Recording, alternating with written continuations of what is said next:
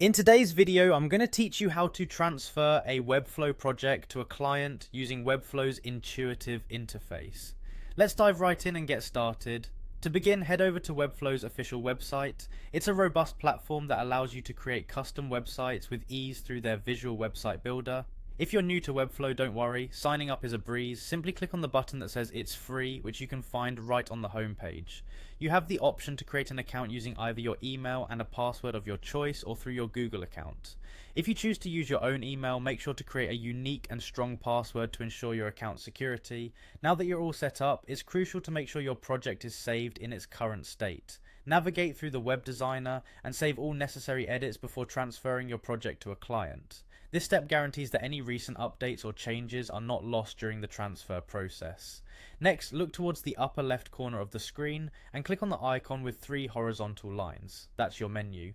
Once you have accessed the menu, decide whether you want to proceed with the current site or project, or if you prefer to head to the dashboard where you can view and choose from all your existing projects. For this demonstration, let's assume the current project is the one you'd like to transfer. Proceed by clicking on the Site Settings option for more configuration options. We're now getting closer to the transfer step.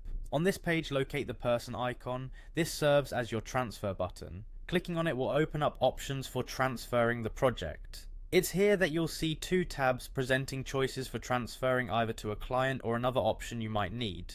Remember, once you confirm the transfer, all custom domains will be removed and the site will be unpublished. Make sure all necessary backups and confirmations from your client are in place before proceeding to hit that blue button. Once you finalize this step, remember to click on Save to ensure all your settings are locked in. After successfully saving, you're now ready to publish the project. Go ahead and click on Publish to selected domains to make the site live on the intended domains. This will push all changes and transfer the ownership, completing the handover process smoothly.